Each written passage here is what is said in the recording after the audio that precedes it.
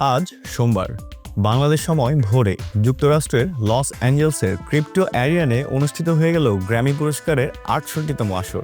বিশ্বসঙ্গীতের সবচেয়ে বড় এই আসরে এবার সর্বোচ্চ ৯টি মনোনয়ন পেয়েছিলেন র্যাপার কেন্ড্রিক লামার। ৭টি মনোনয়ন নিয়ে তালিকায় দ্বিতীয় স্থানে ছিলেন লেডি গাগা। চলুন দেখে নেওয়া যাক গ্র্যামি পুরস্কারে কারা কারা এবার জিতলেন। এবছরের সেরা গান ও শিল্পীদের পুরস্কৃত করতে রেকর্ডিং একাডেমি মোট ৯৫টি বিভাগে পুরস্কার দিচ্ছে। এর মধ্যে প্রাক সম্প্রচার পর্বে ৮৬টি বিভাগে পুরস্কার ঘোষণা করা হয়েছে। মূল টেলিভিশন সম্প্রচারে রাখা হয়েছে বাকি ৯টি বড় ও পারফরমেন্স নির্ভর বিভাগ। মার্কিন তারকা র্যাপার কেন্ড্রিক লামার এবারের গ্র্যামি অ্যাওয়ার্ডসে নতুন ইতিহাসের অংশ হয়েছেন। এবারের গ্র্যামির আসরে মোট ৫টি পুরস্কার জেতেন তিনি। এই জয়ে তিনি ভেঙে দিয়েছেন র্যাপারদের মধ্যে সর্বাধিক গ্র্যামি জয়ের রেকর্ড। এই রেকর্ড এতদিন ছিল র্যাপার জে-জির দখলে। জে-জির মোট গ্র্যামি ছিল ২৫টি, আর কেন্ড্রিক লামার সর্বমোট জিতলেন ২৭টি গ্র্যামি। এছাড়া ব্রিটিশ গায়িকা লোলা ইয়াং যুক্তরাষ্ট্রের বেশ কয়েকজন বড় প্রতিদ্বন্দ্বীকে হারিয়ে সেরা পপ সোলো পারফরমেন্স বিভাগে মেসি গানের জন্য জয় পেয়েছেন। এবারের গুরুত্বপূর্ণ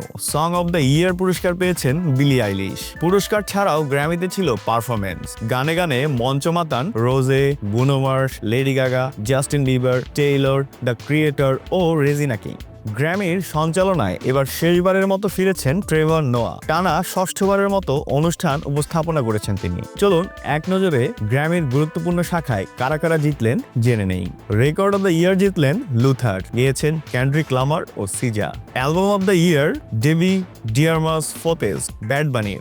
song of the year wild fire, গেয়েছেন Billie Eilish. Best new artist হয়েছেন Olivia Dean.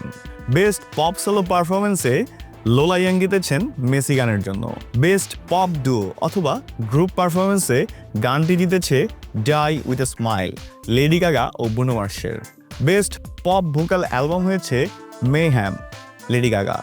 Best rap album জিতেছে কেন্ড্রিক লামার, তার জিএনএক্স এই পুরস্কারটি জেতে।